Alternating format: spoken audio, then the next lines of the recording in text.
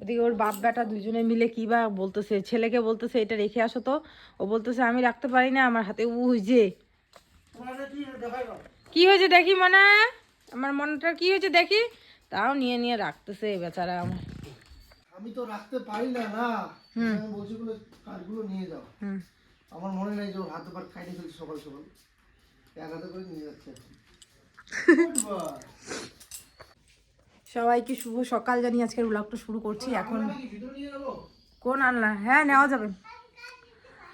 এখন বাজতে চলছে সকাল কটা বলো তো? এখন বাজতে চলছে সকাল 8:30। প্রচণ্ড কুয়াশা, তোমরা দেখতেই পাচ্ছ 8:30টার সময় এরকম পরিস্থিতি, মানে বুঝতেই পারছো কত কুয়াশা। তো আমি এদিকে রুটি বানাচ্ছি, এইমাত্র বাসন কুসন সমস্ত কিছু ধুয়ে নিয়ে আসলাম, বাসন কুসন সমস্ত কিছু মেজে নিয়ে আসলাম। এখন বানাচ্ছি হচ্ছে রুটি। সকালবেলা সবাই মিলে রুটি চা খাবো, তারপরে ভাত বসাবো। আজকে প্রচুর কাজ, যেহেতু মিথিলের বার্থডে চলে আসছে। তোমাদের দাদাভাই ঘুম থেকে উঠে ব্রাশ নিয়ে আগে পরিষ্কার করা শুরু করে দিয়েছে, ওই যে আমাদের ওই ঘরটা পরিষ্কার করা শুরু করে দিয়েছে। যাও তোমাদের দেখাই, একটু নিয়ে যাও তো মোবাইলটা, মোবাইলটা নিয়ে যাও একটু।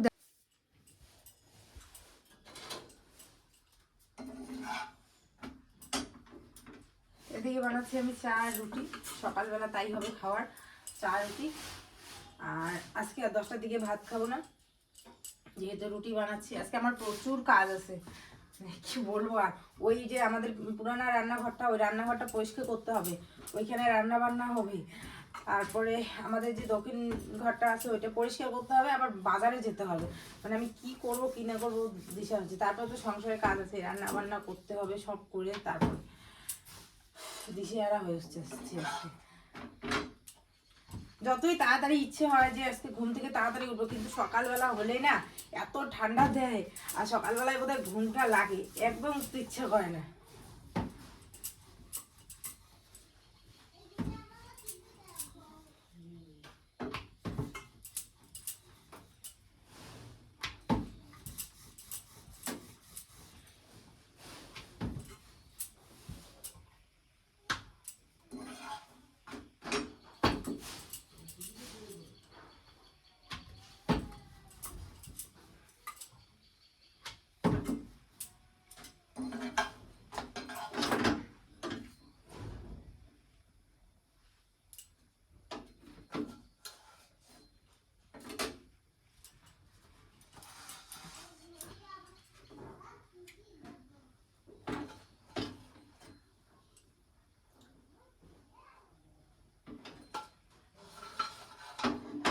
সে গরমা গরম রুটি।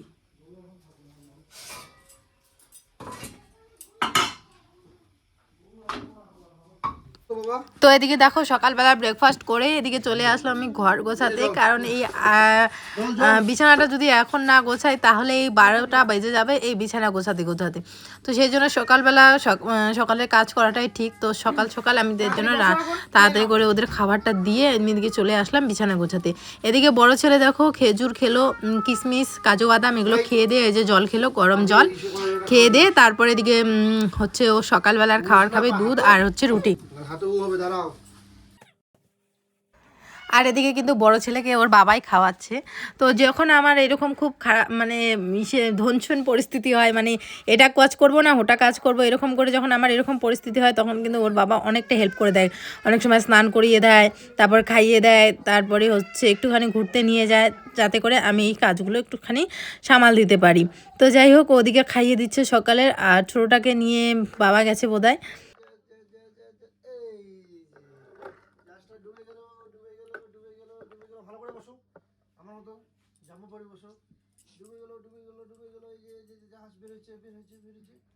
কোথায় যাবে? আবার আসতেছে, আবার আবার আবার দুধের মধ্যে ঢুকে গেল, দুধু খাবে দুধু খাবে। আমার সাথে বসবো, আসো আসো। মাকে নিয়ে এসো।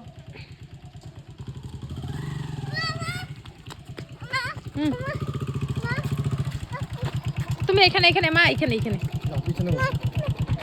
যাও যাও পিছনে বসো মা, আমার সাথে বাবা, নাহলে কিন্তু মা হারিয়ে যাবে।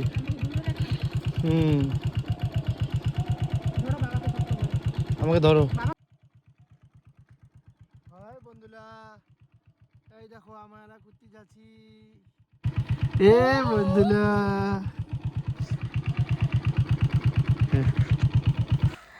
আরবার অনেক সর্ষা ফুলের বড়া খেয়েছিলাম, কারণ আমাদের ক্ষেতের মধ্যে সর্ষা হয়েছিল, মানে সর্ষা করা হয়েছিল সাইড সাইড দিয়ে। আর এবার দেখো একটাও সর্ষা ফুলের মানে চিহ্ন নেই আমাদের এখানে, তো আমাদের ক্ষেতে তো নেই, আশেপাশে কেউ সর্ষা গাড়েনি, সবাই আলু করেছে, কেউ ভুট্টা করেছে। তো সর্ষা ফুলের বড়া খেতে খুব মন চাচ্ছিল, এখানে দেখে কি ভাল লাগছে, মনে হচ্ছে একটুখানি তুলে নিই। তো যাই হোক, এদিকে এই যে গ্রামের পরিবেশ এরকমটাই, সবাই যতই ঠান্ডা হোক যতই যাই হোক নিজের কাজ কিন্তু নিজেরা সবাই করছে, কেউ মানে বসে নেই আর কি।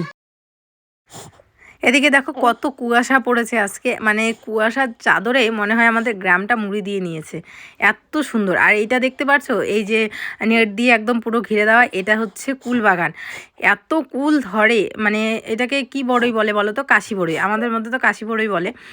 তোমরা চেনো কিনা বলো, কাশি বড়ই অনেক বড় বড় হয় যে বড়াইটা, সেই বড়াইটা আর কি। তো যাই হোক, তার সাথে সাথে দেখো এখানে শশা বাগান আছে। গ্রামে এরকম অনেক চাষ হয় যেগুলো না মানে ভাবা যায় না, কারণ এখানে সবাই বেশিরভাগ ওই আলু ধান এগুলোই করে। তো কিছু কিছু চাষ আছে যেগুলো আর কি অন্যরকম, যেরকম এই যে বড়াইটা কিন্তু আমাদের এদিকে আর কি সচরাচর করা হয় না। তো এই যে একজন আছে যিনি বড়াই চাষ করে, সুপুরি চাষ করে, বেশ অন্যরকম আধুনিক আধুনিক কতগুলো জিনিস চাষ করে।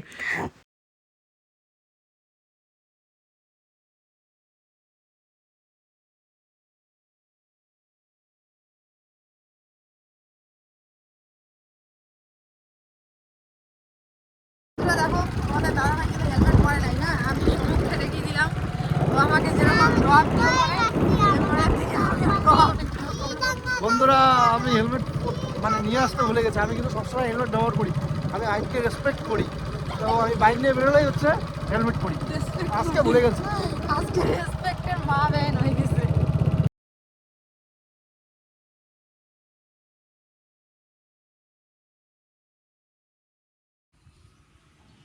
দোকান খুলি, দোকানে নাই।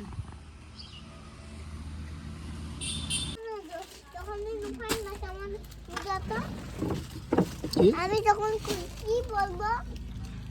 কি পড়বা মানে কি বলো?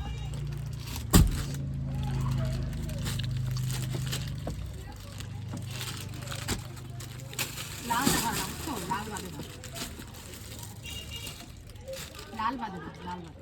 লাল বাতি দাও, লাল বাতি দাও, লাল বাতি। পড়ে যাওয়া বুঝছো? জিজ্ঞেস করতেছে চশমাটা কই দোকানের।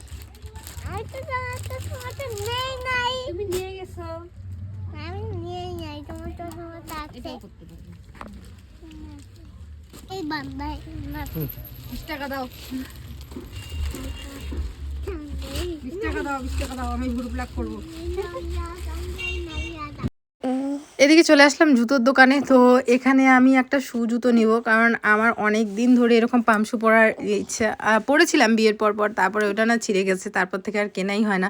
তো এবার ঠান্ডায় ভাবছি যে একটা নিব। তো এদিকে তোমাদের দাদাভাই বলছে যে চলো এই এখন নিয়ে নাও। তো এখন কোনটা জুতো নিব ভাবছি। তো তোমরা অবশ্যই কমেন্ট করে জানিও তো যে আমি কোন জুতোটা নিলাম। এখানে যে 3টা কালার 4টা কালার আছে এর মধ্যেই আমি নিয়েছি, কোনটা নিয়েছি অবশ্যই কমেন্ট করে জানিও। তো যাই হোক, একটা শু জুতো নিয়ে নিলাম, এদিক সেদিক বেরোতে তো একটা লাগেই, তার মধ্যে ঠান্ডা পড়ে গেছে, তো সেই সময় তো লাগবেই। তো যাই হোক, আর আমার যে আর কি এমনি হিল টিলগুলো আছে সেগুলো এমনি গরমের দিনে ঠিক আছে, কিন্তু ঠান্ডার দিনে কিন্তু শু জুতোটাই লাগে, তাই না বলো? তো তো এই যে একটা নিয়ে নিলাম। অবশ্যই আমি কমেন্টে দেখতে চাই যে আমি কোনটা নিয়েছি। এদিকে আমার ছেলে ওর সাইজের জুতোগুলো বের করে নিচ্ছে, ওর ভাইদের সাইজের জুতোগুলো বের করে নিচ্ছে, বলে আমরা নেব। আসলে ওদের দুই ভাইয়েরই কদিন আগে জুতো নেওয়া হয়েছিল, আর পুজোর সময় তো আমি জুতো নেইনি, তোমরা দেখেইছিলে। তো সেই জন্যই ভাবলাম যে আমি এক জোড়া নেই। তো ওরগুলো বের করে একদম বলতেছে, মা আমার জুতো খুলে দাও, আমাকে পরায় দাও, আমি পরবো, আমি জুতো নেব, এরকম করছে আর কি। কিছুতেই জুতো ছাড়া আসবে না। তারপরে ওকে অনেক বুঝিয়ে শুনিয়ে তারপরে ওর কয় জোড়া 3-4 জোড়া ওর জুতো আছে, তো সেই জন্য আর নেওয়া হলো না। এখানে ওই জুতোটা ছোটো ছেলের জন্য দেখা হচ্ছে, তো আমি বললাম যে থাক, আর ছোটো ছেলের জন্য জুতো নেওয়া হবে না, গাড়িতে এক জোড়া আছে, বেকার টাকা খরচা করতে হবে না। এখানে কিছুতেই শান্ত হয়ে বসছিল না। তো একটা দুর্গা মন্দির আছে, আমি বলছিলাম বাবা এখানে দেখো দুর্গা মন্দির আছে, তো এখানে প্রণাম করছে। আর আমি যেরকম করে আগে বলি ওকে, ওইটাই বলছে যে আমাকে শান্ত করে দাও, আমাকে আমাকে ঠান্ডা করো, আমার মাথার গরম করো না, আমি যাতে দুষ্টুমি না করি, আমার দুষ্টুমি নিয়ে যাও। তারপরে চলে আসলাম পার্লারে, এখন থ্রেডিং করব। তোমরা সবাই জানো ছোটো ছেলে বার্থডে 26 তারিখে, সো সেই জন্য আমি পার্লারে চলে আসলাম। এই পার্লারটায় আসি আমি মাঝে মাঝে, আরেকটা পার্লার আছে ওটাতেও যাই। তো এখানে এসে এই যে থ্রেডিং করবো, আমাকে বলছিল ফেসিয়াল করো, আমি বললাম যে না গো সময় নেই, সময়ের বড় অভাব আমার। তো এদিকে কিছু কেনাকাটা করে তারপরে আসলাম এই যে ভুরুগুলো প্লাগ করতে। কি অবস্থা হয়ে গেছে, ছোটো ছেলের বার্থডে আসছে, তো ভুরুগুলোর প্লাগ না করলে হয় না, সেই জন্য এই যে আসলাম প্লাগ করতে। আমি তো এখানেই করি, তোমরা জানোই। চলো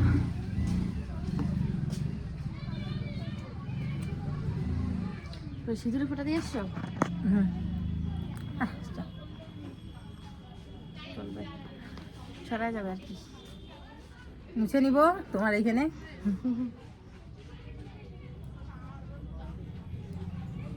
তুলো দিয়ে মুছে নিই, লাল হয়ে যাবে কপাল তোমার।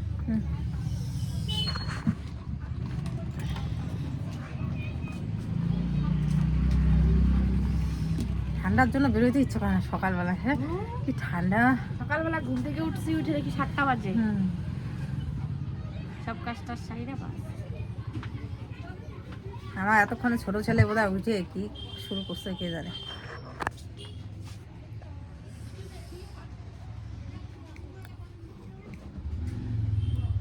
কাটার মতো নাই। 1 মাস হলো না আসলাম, তুলে নিলাম।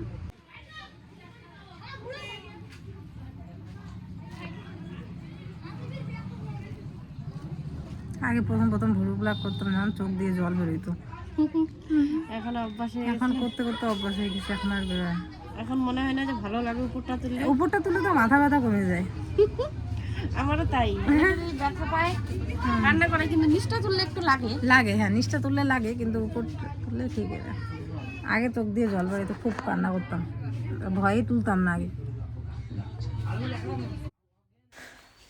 এই দিদি পার্লারে যেতে যেতে এই দিদির সাথে এত ভালো বন্ডিং হয়ে গেছে। তো আমাকে বলছিল তোমার বাড়িতে যাব, গিয়ে হচ্ছে দেখো আমি পার্লারের কাজ টাজ করি, কিন্তু আমি তো ছাড়তে পারি না ইউটিউবে বা ফেসবুকে, আমি তোমার কাছে গিয়ে শিখে আসবো। তো আমি বললাম যে অবশ্যই যেও, আমি না পারলেও কিন্তু আমার বর তোমাদের অবশ্যই চেষ্টা করবে শিখিয়ে দিতে। অনেককেই হেল্প করে ও, অনেককেই শিখিয়ে দেয়, বা অনেককেই যখন জানে না তখন ওদের জানায় আর কি। তো দিদি বলছিল একদিন সময় করে যাব। তাও মানুষের পর্যায়ে আসছে, তাহলে এতদিনে এত খারাপ লাগতো কি বলতাম। ভিডিও করি, অনেকে আবার কমেন্ট করে বলে যে একটু ফাঁসিয়ে ইসে করো, পুরোটা থ্রেডিং করো। আমি বলি হ্যাঁ করবো, সময় পাই না, কী করবো। চলো হয়ে গেছে। এদিকে আমার বর দেখো কৃষিকাজ করছে। অনেকে ভাবো তোমরা, অনেকে কমেন্ট করেও বলো যে তানিশ কাজ করে না, মানে এই কাজগুলো প্রথম পারতো না, এখন পারে। এদিকে জায়গাটা কোদলানো হচ্ছে, এখানে হচ্ছে শাকের বিচি ফেলা হবে। তো বাকি খেতে তো তোমরা জানোই বিনস করা হয়েছে। তো এখানটাতে আগে শাক ছিল, ধনিয়া ছিল, তো ধনিয়া বিক্রি করা হয়েছে আমাদের, কারণ এত ধনিয়া তো আমরা খেতে পারবো না। তোমাদের দাদাভাই কিন্তু বীজ নিয়ে এসেছিলো, ধনিয়ার বীজ টিজ, তারপর বেগুনের বীজ। তো বেগুনের বীজগুলো আমি ফেলে দিয়েছি, ওখানে সুন্দর চারা হয়েছে। তো চারাগুলো আর একটু বড় হলে তারপরে লাইন করে আমি লাগিয়ে দেবো, যাতে করে সারা মানে বর্ষাকাল বা শীতকালটা আমরা বেগুন খেতে পারি। তো এদিকে হচ্ছে লাগানো হবে পালং শাক, লাফা শাক, এই শাকগুলো, কারণ এবছর আর আমরা ওই শাকগুলো খেতেই পারিনি, কারণ বাকি ধনিয়া আর কি জানি ওগুলো শাক আমি চিনিও না, সর্ষে শাক ওগুলো ফেলা হয়েছে। দিয়ে 2 ছেলেই খেলো, ছেলের বাবা খেলো। তো এখন ওই যে দুজনকে এই যে কমলা দিচ্ছি, কোন 2 ভাই মিলে কমলা খাচ্ছে। ছোটটা তো ওই 1 পিস নিয়ে এরকম করে আনন্দেতে আছে, বলে বাবা।